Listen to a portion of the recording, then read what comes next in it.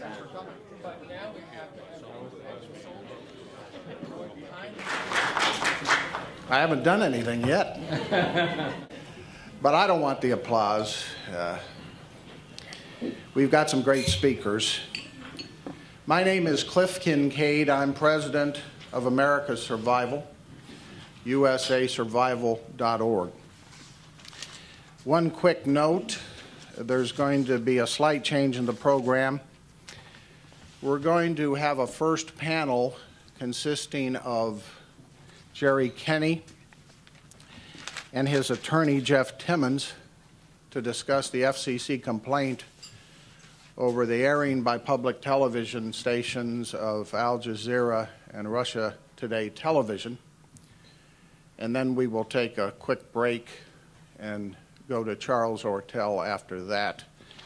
And the rest of the program is as scheduled.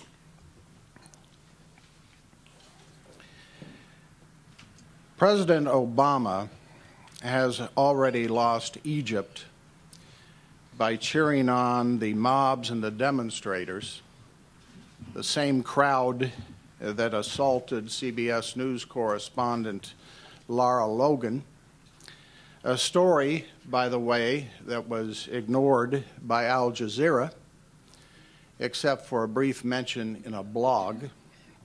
And now, our president is threatening to make things worse by talking about possibly arming the rebels in Libya, who include members of Al-Qaeda.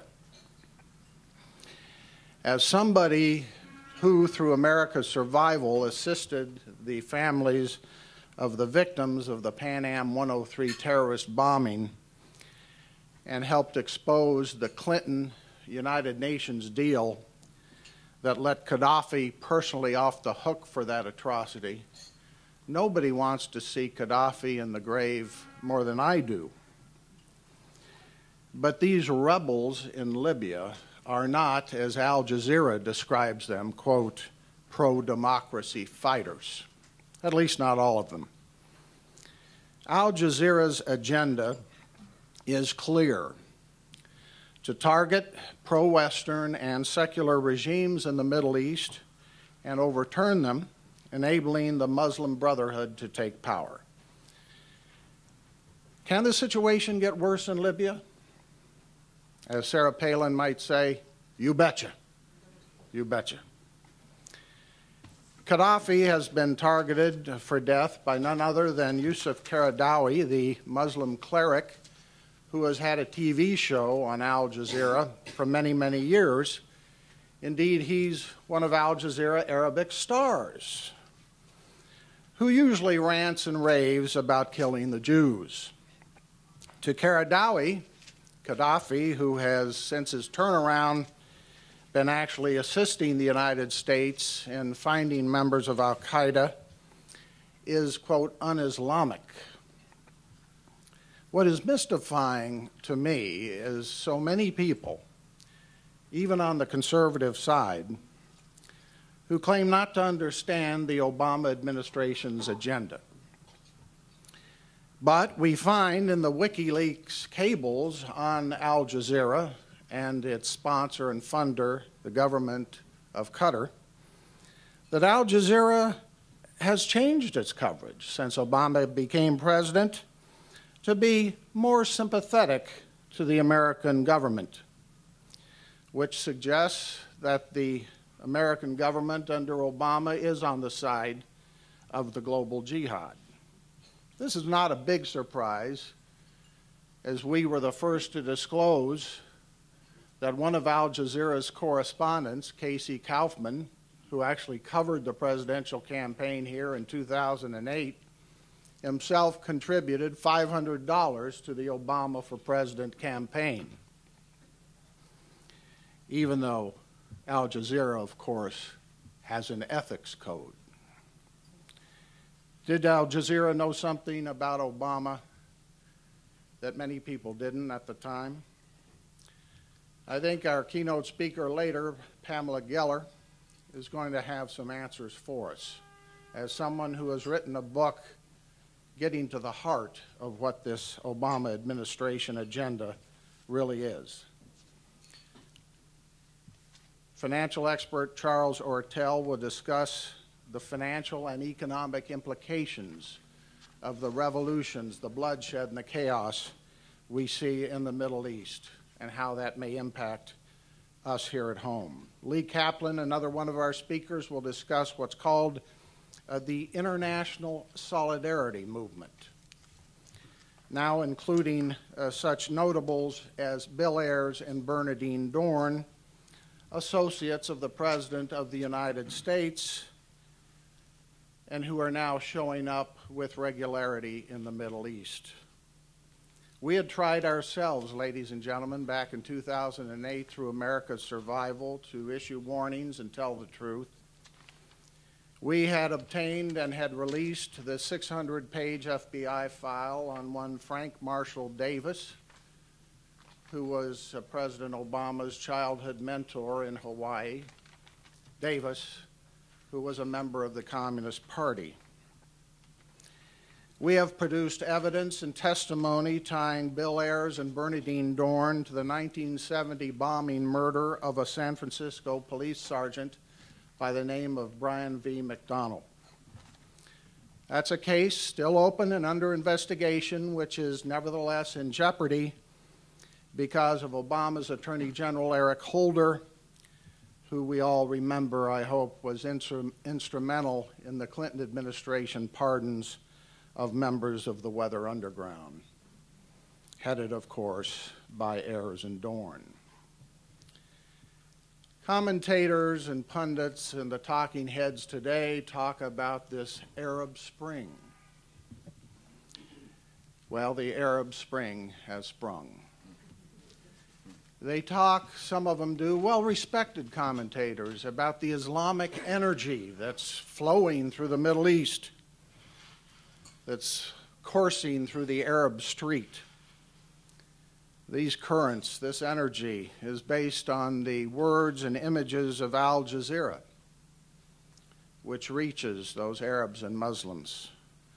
A mouthpiece for terrorist groups going back to Al-Qaeda, but continuing through such groups as Hezbollah and Hamas, and more.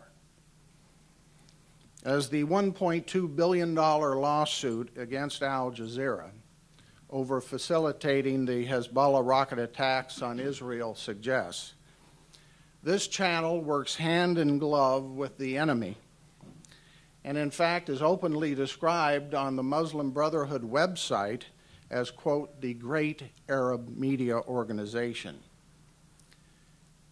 We American taxpayers spend over $30 billion a year on intelligence, on the intelligence community. And yet our top officials pretend not to recognize what's happening right in front of their eyes. We've got the case of Michael Leiter, the director of the National Counterterrorism Center, who's quoted in one column earlier this week as saying that Al Jazeera is his favorite television station. Now, this quote has been disputed by his press operative. I talked to the press operative. He didn't really say that, we're told. He only said that he thought Al Jazeera's coverage of the events in Egypt was pretty good. But what is there to praise? As our first speaker, Jerry Kenney, has pointed out, Al Jazeera's role in Egypt and other countries is like an arsonist, first on the scene of a fire, telling everybody who's coming in later to give him credit for the photographs and the film footage of the blazing inferno. This rationale, as absurd and bizarre as it is what is convincing American media commentators like Sam Donaldson on a national network news program to actually thank Al Jazeera for its coverage of the Middle East.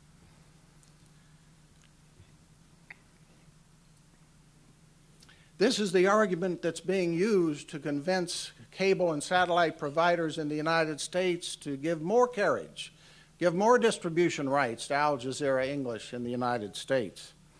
The irony is that the channel is already available on 30 public TV stations around the country, meaning that American taxpayers are helping to put, right now at this time, Jihad TV on the air. Not only through the tax dollars provided to public TV, but through the tax dollars provided to MHZ Networks, the distributor, which is a division of Commonwealth Public Broadcasting, itself a recipient of over $2 million a year in federal and state funds. That arrangement also includes Russia Today Television, Vladimir Putin's channel, which has been attempting to boost its viewership by running ads featuring Joseph Stalin, and which, like Al Jazeera, has been running stories about how the 9/11 terrorist attacks on American soil were an inside job. The WikiLeaks cables demonstrate that Al Jazeera's funder and backer is not a friend of the United States, and that the government of Qatar has been protecting terrorists, including the mastermind of 9/11, Khalid Sheikh Mohammed, and other 9/11 plotters, one cable says, who may still, even today, be on the loose. It was the Israeli intelligence chief in one of these cables who had predicted that Al Jazeera would spark the next war in the Middle East. And it's coming.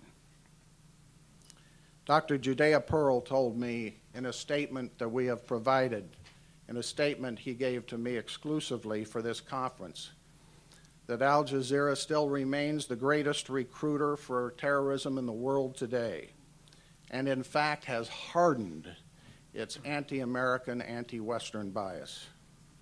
He says Al Jazeera English should be resisted because of the potential for inspiring homegrown jihadism on American soil. We know, because the captured terrorists told us so, that the words and images of Al Jazeera had inspired them to go to Iraq to kill Americans. And so as a result, we are asking Congressman Peter King, chairman of the House Homeland Security Committee, to open hearings on and investigate the threat posed by Al Jazeera at home and abroad. Through America's Survival, we will launch a petition campaign asking the American people to make expressions of support that we will provide to Representative Peter King, showing grassroots support for such a probe.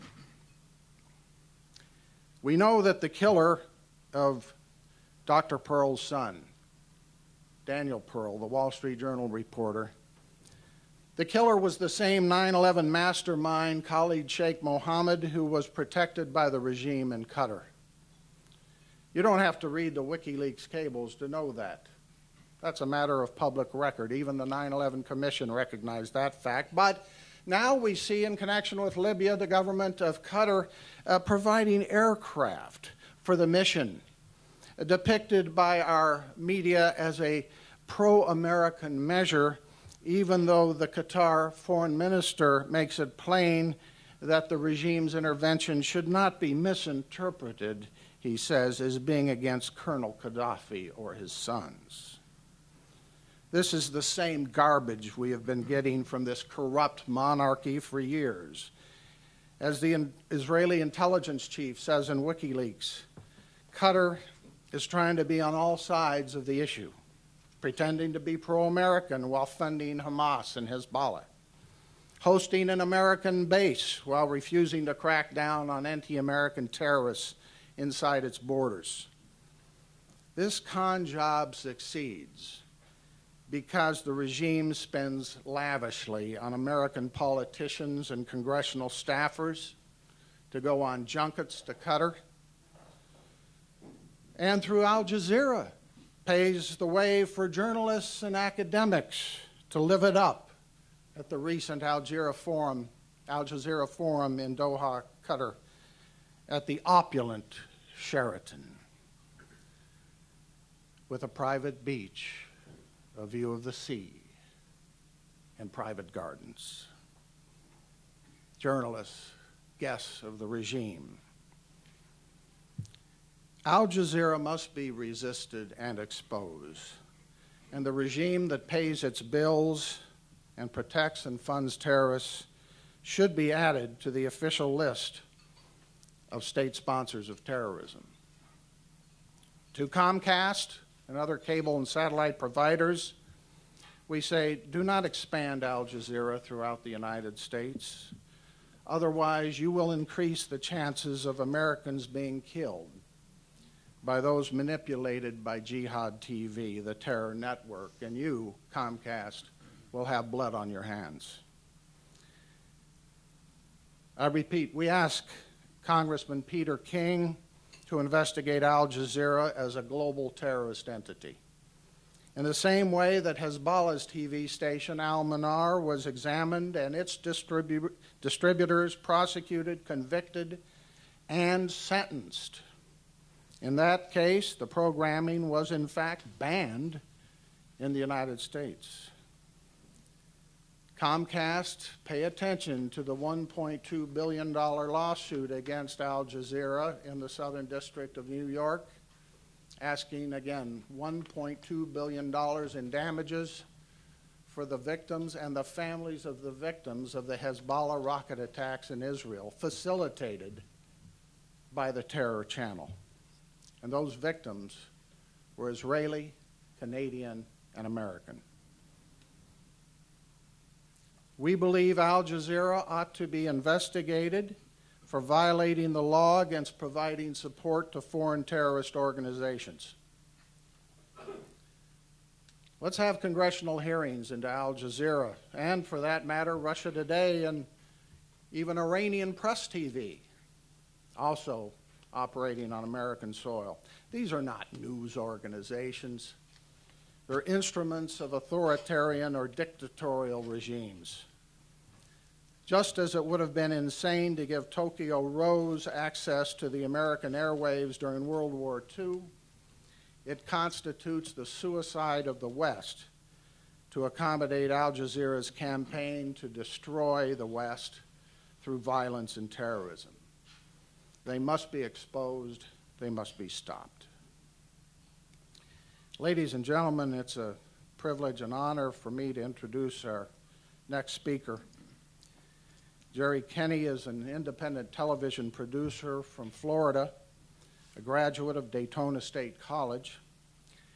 And he came to my attention because he uncovered the illegal relationship of MHZ Networks, a division of Commonwealth Public Broadcasting, with around 30 public TV stations around the country, whereby these stations have basically turned over some of their airwaves, their channels, to Al Jazeera and Russia Today television. Jerry subsequently hired a lawyer, Jeff Timmons, who will speak after him, to file a complaint with the Federal Communications Commission, arguing that these contracts, these relationships, violate FCC rules. Jerry Kenney.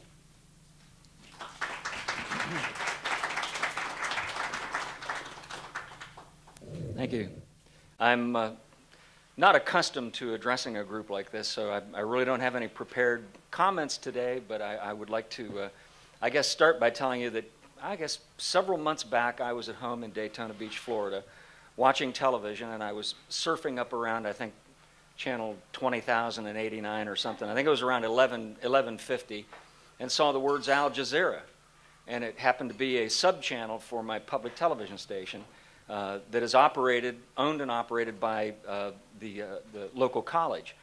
And did a little bit of research, and the more I found, the more disturbed I became, and put together what we have pretty much in the complaint that you can pick up a copy of. But I put together a complete dossier, if you will, of internal memos that were within the television station itself, that showed some pretty disturbing things. For example, that the station received a complaint from a soldier who had just gotten back from deployment, and he was upset about the fact in this email that he was watching Al Jazeera on television, and complained to the station program director.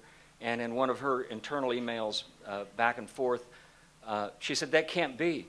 We don't have Al Jazeera." on our station. I'm paraphrasing it, but she did a little bit of research, and golly, she found out they were actually airing Al Jazeera, and they'd been doing so for several months.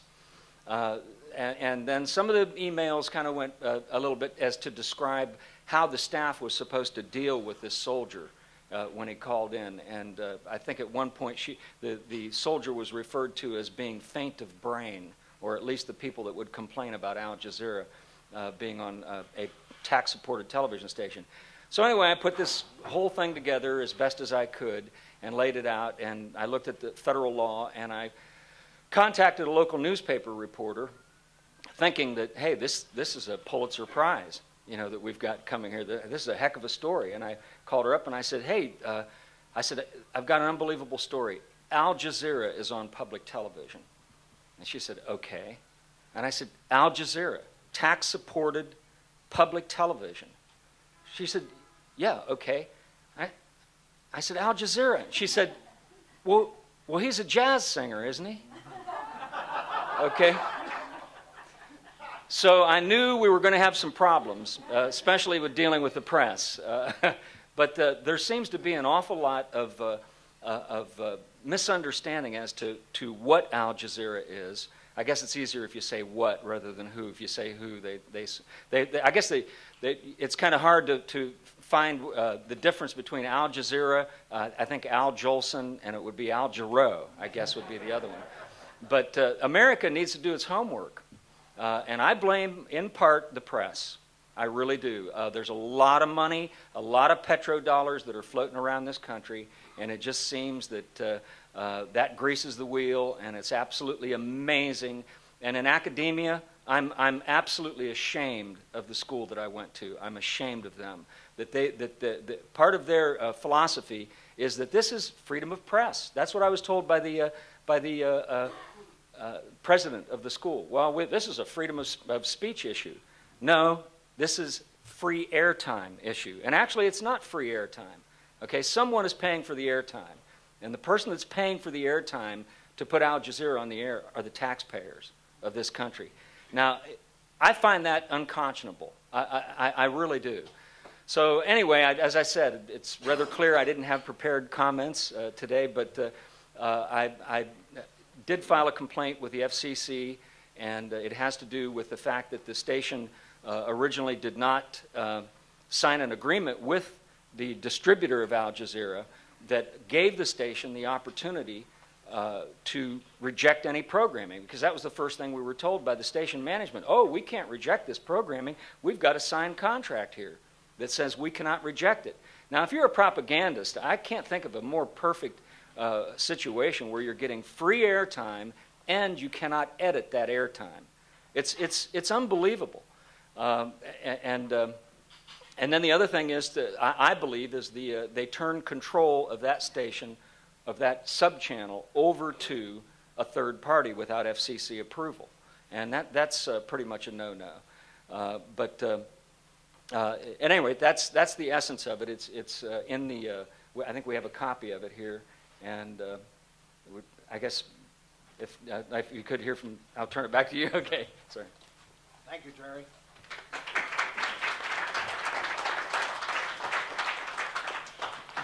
To think about the madness here of American taxpayers through the public TV stations and MHC networks of Commonwealth Public Broadcasting paying to put Al Jazeera and Russia Today TV on the air, when the guy who runs Al Jazeera, Arabic and English, the Emir of Qatar, His Highness,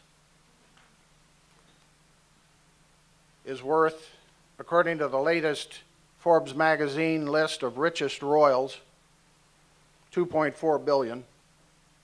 Personally, $2.4 billion.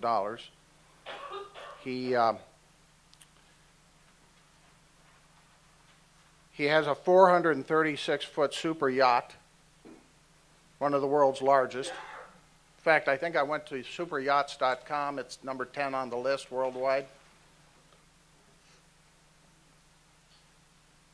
$2.4 billion, and yet we're paying him basically to put his channel on the air here.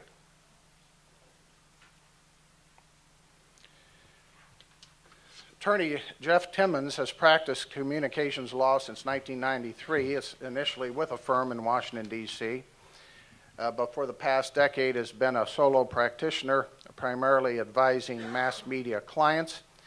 He concentrates on regulatory compliance and licensing matters before the FCC. He's a graduate of Johns Hopkins University and a graduate of the Catholic University of America, Columbus School of Law. Counselor?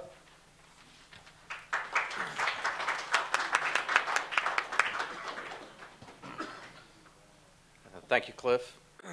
Unlike Jerry, I do have some prepared remarks, but unfortunately, I probably won't be as fluid in the delivery as he was without prepared remarks. But as mentioned, I'm a communications lawyer. That's all I do is represent usually radio station and TV station broadcasters for the FCC.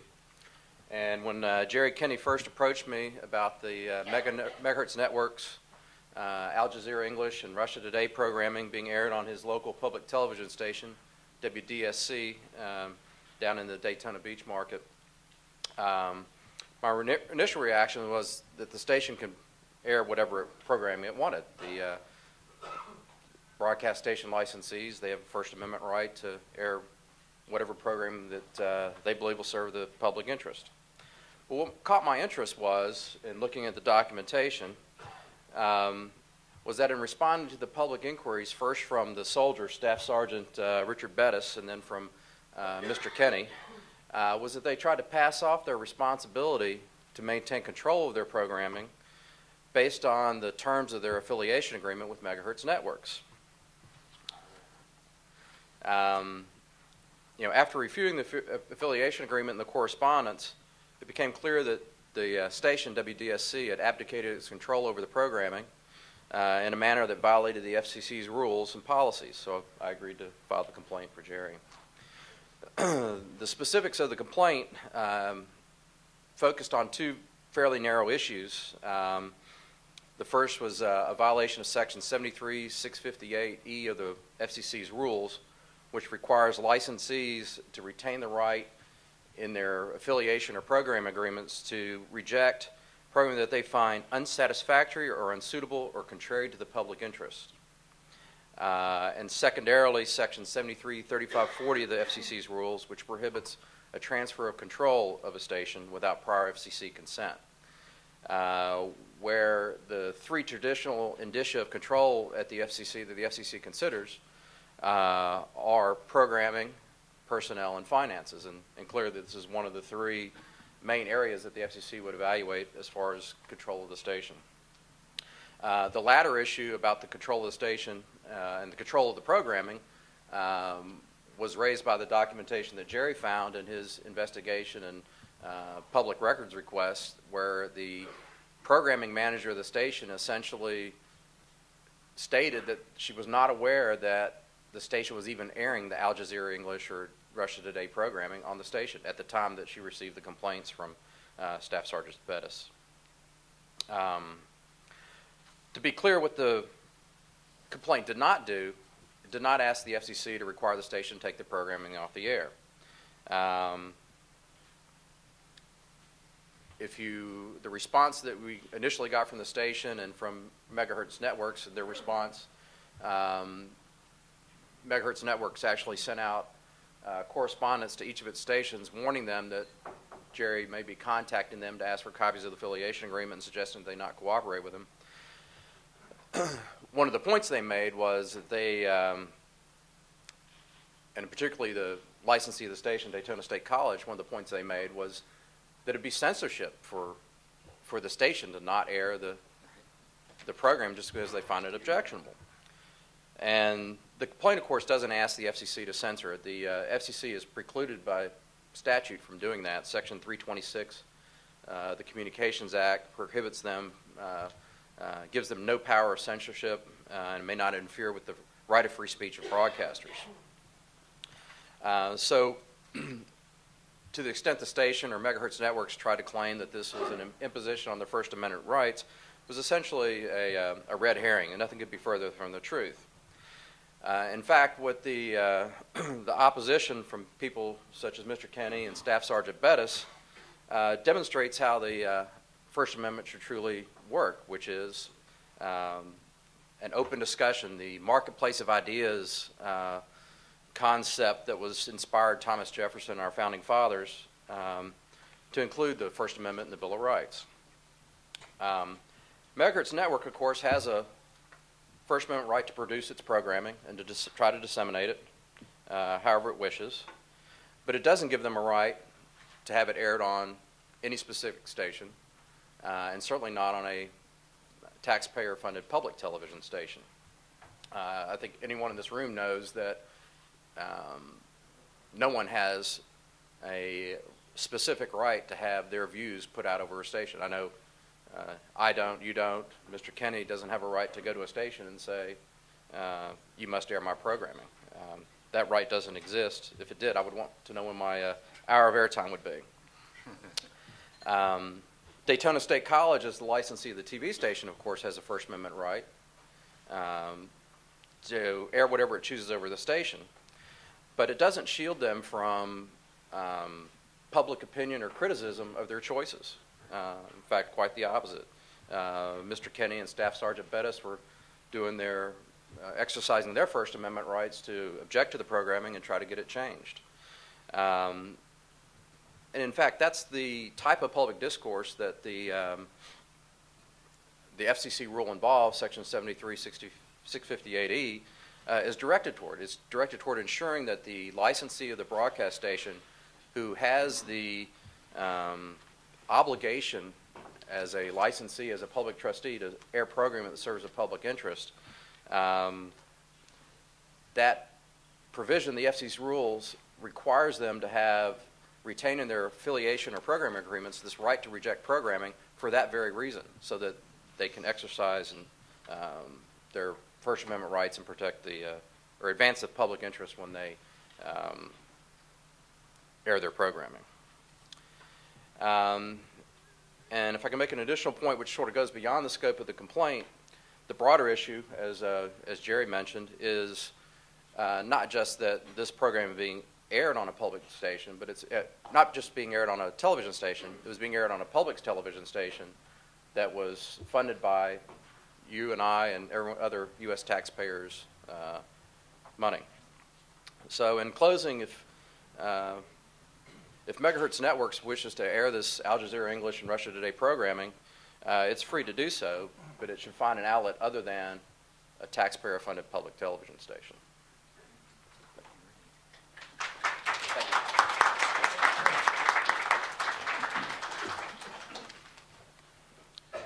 We have available to you a printed copy of a 149-page PowerPoint presentation that includes a lot of the background and key documents surrounding what we are talking about today.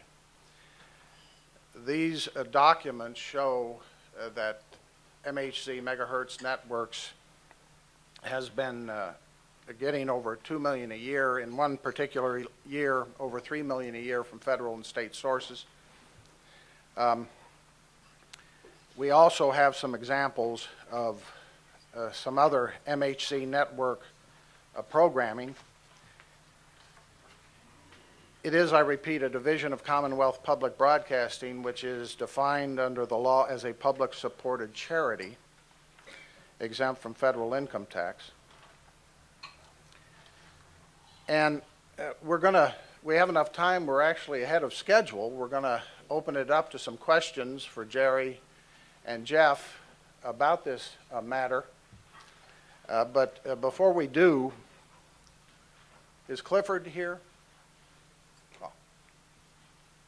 If you want to ask a question, raise your hand. Raise your hand. Let me make a critical point. We have some material in our PowerPoint presentation, and rest assured I'm not going to go through 149 slides of a PowerPoint up here. Anybody want me to? No. You can look at them for yourself, but what we've done, I think, through this presentation is give you the key background, the documents, some examples of the the programs and stories we're getting from Al Jazeera as well as Russia Today television. Plus, there's an interesting section near the end there about why our Secretary of State Hillary Clinton would talk about Al Jazeera providing, quote, real news. When we discover that the government of Qatar funding Al Jazeera has been very generous, shall we put it, shall we say, to Bill Clinton himself through his foundation and through bringing him to Qatar on numerous occasions to preside over, for example, the opening in Qatar of a Sharia-compliant bank. This was an issue that came up when Hillary Clinton was first proposed as Secretary of State, whether her relationship with her husband and his many financial relationships would compromise her ability to do her job. But in fairness, I should say this when it comes to, quote, real news, and this is from the Hillary Clinton's own State Department Human Rights Report. Now, this is important to hear because we hear over and over again that Al Jazeera is really independent and it has editorial integrity. And even though the Emir, His Highness, worth $2.4 billion with a 396-foot yacht, pays the bills, that he really has no control over the product or the personnel, etc. Here's from the U.S. State Department Human Rights Report, quote, Al Jazeera and the government claimed that the channel was independent and free of government influence. But the government exercised editorial and programmatic control of the channel through funding and selection of the station's management. Case closed. Hillary, you ought to read your own State Department report. Any questions or comments for our panelists? Yes, sir. Actually, Cliff, I have a question for you. You mentioned here that you met with Congressman Pete King and Phil Gingrey. I'd like to know how that conversation went. What kind of response did you get out of them? Or what impression did you come away with? The purpose of that meeting was to primarily express support for Congressman King and his hearings into radical Islam. This was before the first so-called controversial hearing recently. We support Congressman King. We support his hearings. We want to see more of these hearings, faster. And we think they ought to be expanded. And so I was able to present one of our reports to him on events in the Middle East and mention, and this was included in the report, that Al Jazeera should be examined, should be looked at during the course of these hearings. He was not specific in terms of committing to any hearing on that particular matter, but I know he's committed to follow through, and he's not intimidated by all of the attacks on him. One of the reasons I asked the questions, Cliff, is because some people have criticized him, notwithstanding the battering he took from the left-wing members of his committee during that hearing, that he actually did not and does not show signs of going far enough with this investigation. I think he has his own approach. He's going at it in a systematic way. Some of us may think that he ought to proceed at a quicker pace, but I'm willing to give him the benefit of the doubt, and I support these hearings. I might add, though, that if these hearings fail to produce what we think should happen, we think the Congress, at least the House, ought to consider reestablishing another committee or subcommittee, perhaps dealing with internal security matters, to carry on those investigations. If I may just interject here one little thing on that latter point. It is my understanding that the Republican conference, behind closed doors, had a long conversation on that very proposal and discarded it. I have no idea where the conversation went or who participated. We, at our last conference in this room, as you remember, in October of last year, had a variety of experts calling for the reestablishment of committees or subcommittees in both houses of Congress to look at internal security problems and threats. We received some support for that. Investigative reporter Jim Simpson interviewed Congressman Steve King, who said he was in favor of such an approach, establishing such a committee or subcommittee. I don't know what happened behind closed doors, but that's part of why we're here today, is to increase public support for the Congress to do its job. We've got enemies of the United States active on American soil, using foreign propaganda through public TV against our very existence and survival. It's an outrage. It has to stop. Congress has to do its job. Go ahead right here, and then we'll get back to you. I realize that you all quite properly focused on your station and are filing the complaint, is that what it's called, there, and the evidence gathered for that. I'm wondering if you all have any idea how broad this is, how many other stations there are, who is this company, what is it, Megahertz Networks?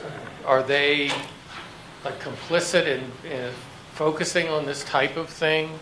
And I'm also wondering if I hear that websites of Russian web TV or Russian websites in Russian vary in content quite a bit from the English so-called translation versions of the same, supposedly same websites. And the same thing with ones in Arabic, that if you actually translate the Arabic, it's very different from the message that is given on the English version, although in theory the English version is a translation when really it's not. It's a different slant. And I'm wondering if you all have any information about that with regard to what's being broadcast on your station in Florida.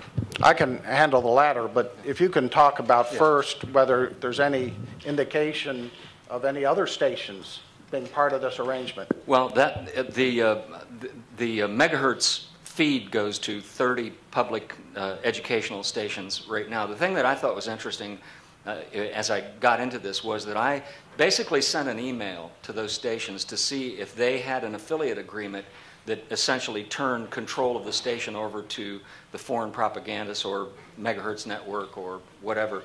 And I was just amazed that a letter was delivered by this, I believe at that time he was the CEO of the network, warning them that this little guy, Jerry Kenney from Daytona Beach, Florida, was going to be contacting you and asking you for a copy of your affiliate agreement. Now, if that doesn't get your attention, you're just not paying attention. But so that, I know that it's on the 30 stations, and if it were on one, you know, it wouldn't matter. But it's out there. It's out there. Yeah, and from the legal side, the complaint was filed only against the one station in Daytona, the Daytona area, because that's the one station where we had the documents and the personal knowledge. When you file a complaint with the FCC, you have to include an affidavit with someone of personal knowledge of the facts that you're presenting to them. But in the complaint, we did point out to the FCC that there are a little over 30 other stations around the country that were affiliates of the same, of Megahertz Networks that likely had the very same affiliation agreements. I mean, they don't draft individual affiliation agreements for each different station for the most part. They start with a standard form and maybe make a few small modifications. So we gave a list of all those stations, and if you pick up a copy of the complaint, that's one of the exhibits at the back, has a list of the 30 stations. We asked the FCC on its own motion to look at the affiliation agreements for all these other stations other than WDSC down at Daytona to see if that provision is in the affiliation agreement for the other stations or not. And actually, if any of these stations are in your market and you want to raise the profile of the issue, you can certainly file additional complaints if anyone checks out their own station, finds the affiliation agreement. The station should have a copy of that agreement in their local public inspection file. You should be able to walk into their main studio and ask to see the local public inspection file and find a copy of that affiliation agreement. And if it's a public or a college or a government agency, there's probably a public records request that you could go through to request a copy of the affiliation agreement. Let me add on that latter point or question about the differences between the English or Arabic websites or channels. Please take a look at Dr. Judea Pearl's statement, because he gets to the heart of this. Sheikh Karadawi is a fixture on Al Jazeera Arabic. He's the Jew hater. His statements, and these have been made on Al Jazeera Arabic, January 2009, "Oh Allah, count their numbers," referring to the Jews, "and kill them down to the very last one." Now, there's many more statements like that. Karadawi was based in Qatar. He's now returned to Egypt, where he told his followers that they intend to conquer Jerusalem. Karadawi, we have a picture in our report, obviously, was very close to the Emir, His Highness of Qatar. Karadawi is on Al Jazeera Arabic, but those behind the channel are smart enough not to put him on Al Jazeera English. They do water down the English content somewhat to make it, quote, less offensive, although they still go off into these crazy tangents about the 9/11 inside job theory and other material like that. Dr. Pearl's statement is very important on this point, because he says the following: "I am deeply concerned," he's talking about accepting Al Jazeera English, "I am deeply concerned about the consequences of further empowering Al Jazeera's management with acceptance, which would reinforce their illusion that we are blind to their aims and tactics." Any more questions? Oh, way in the back there, please.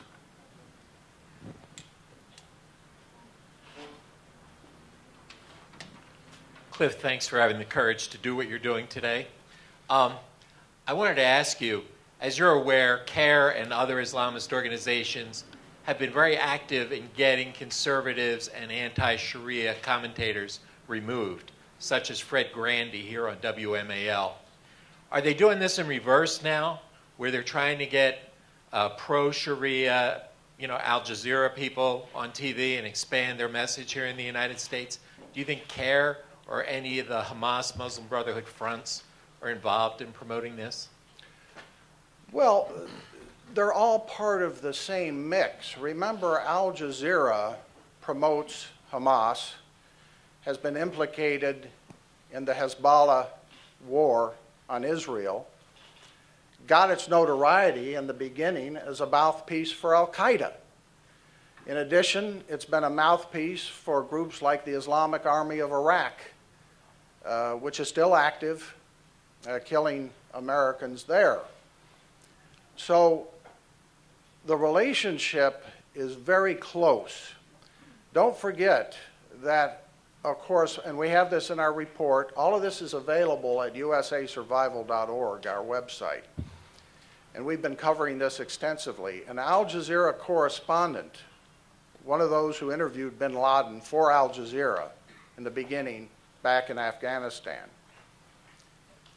was actually prosecuted, convicted, and sentenced to prison in Spain for being an agent, a financial carrier for Al-Qaeda. His name was Taysir Aluni. Sentenced to prison in Spain for being an agent of Al-Qaeda. So the relationship between the terrorist movement and Al Jazeera is like hand in glove. They function together. And that's why you find, for example, the Muslim Brotherhood website promoting Al Jazeera as the great Arab media organization, and then in return you find Al Jazeera promoting the Muslim Brotherhood. Any other questions? Could I make a Please. comment? Yeah, I just want to say that if you go to, I'm going to plug in for my website if I can, to kennytv.com, I have the internal emails from WDSC TV where they're discussing this issue back and forth when they were confronted by this soldier who objected to Al Jazeera. And you can see that it was very closely coordinated with the PR firm for Al Jazeera, that they were using all of their talking points. But what was interesting, in these emails on Kenny TV, okay, after the program director finally saw one episode of Al Jazeera, she concluded that it was innocuous. And she said, as I say, I think it probably was the $1,500 suits or the British accents, the proper British accents. But what people need to understand is this is propaganda, folks. Okay, I don't speak Arabic. If they want to reach the American public, they're going to have to walk and talk like something that we relate to. Tokyo Rose was an American, you know. Anyway, had to get that in there. I don't know who was up next. Back there, Jim? And then we'll come back over here. You're moving in the direction that I was hoping. You know, during World War II, the British would broadcast music and messages over the air to agents in occupied France. And I wonder if Al Jazeera also acts as a conduit like that to sleeper agents in this country, or is it strictly a propaganda thing? That is a subject that ought to be examined, and the subject of hearings.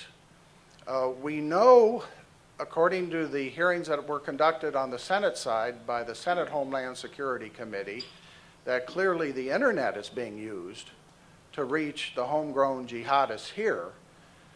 The terrorist in Yemen, Al-Awlaki, was involved, as we know, in the Fort Hood massacre and was in contact with the Christmas Day bomber. That's the open question, is what will the damage be if we let Al Jazeera English get more carriage in the United States and reach these Arabs and Muslims here who don't speak Arabic but want the English language message, somewhat watered down, but not too much. What kind of messages are they going to receive? What will be the result? Will it be the same as the kind of hate and incitement and provocation that they could get through the internet? And before Comcast and other cable and satellite systems make that move, they better understand the ramifications of what they're doing, because they will have blood on their hands. So let's investigate this record. Let's find out what's happening, how they're being motivated, and what role Al Jazeera is playing. Well, yeah, and the propaganda value to them is immeasurable, and the influence opportunity for them is immeasurable. But I also wonder if there isn't a secondary underground sort of military application similar to what, you know, every country in the world has done in times past, and probably even today, in passing coded messages to people who they know. I don't know the extent to which they, you know, how close their relationship is with the Muslim Brotherhood and the other jihadist organizations that have sleeper agents here, as we know, and have overt agents here, as we know.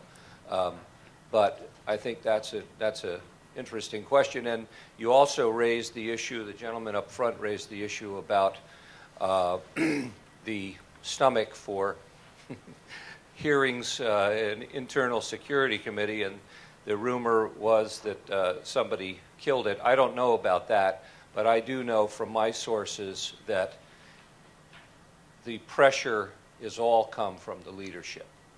There's a lot of people in Congress that would like to see the kind of things that we would like to see, but the pressure to resist that. Well, we hope the leadership will look at what we have on our website.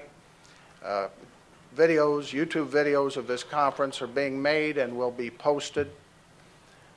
We are just trying to get out the facts, the documentation about the damage that this network has already done to American interests around the world. Why compound the damage? Why increase the chances of more homegrown terrorism in the United States? And I return again to the statement of Dr. Pearl.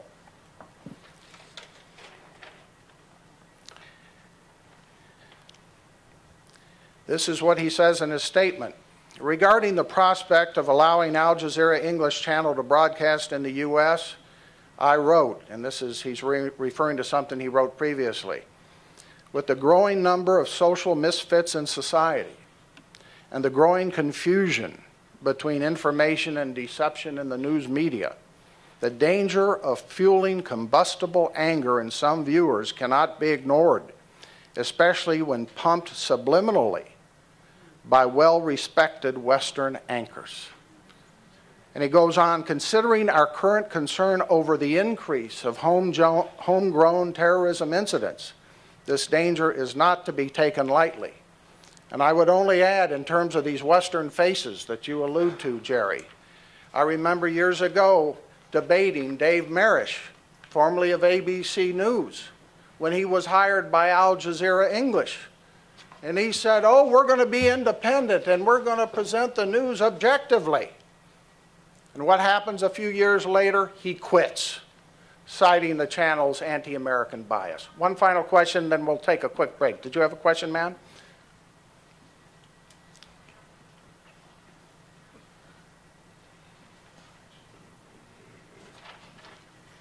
I'd like to know if already there is a station transmitting in Arabic, because for the last 3 or 4 years I have been checking Craig's list, and there have never been announcements for requiring people speaking, being fluent in Arabic.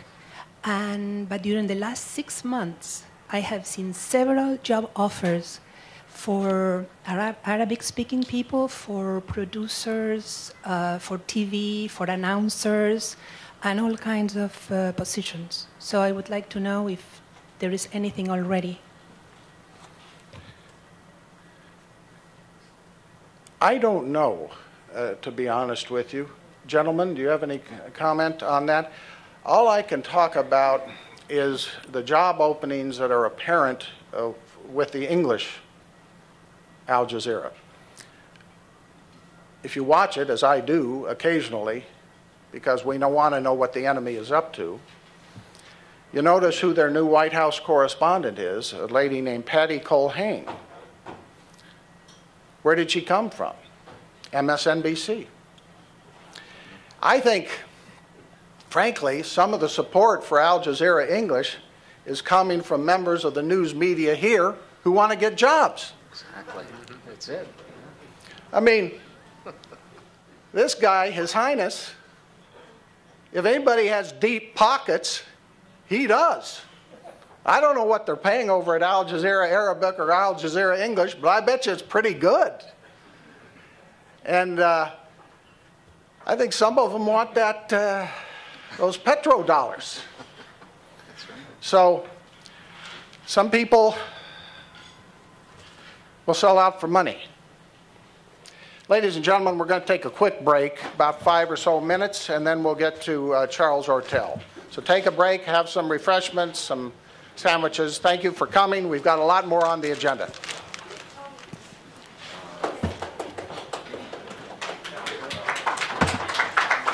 Good job. Thank you. Good job.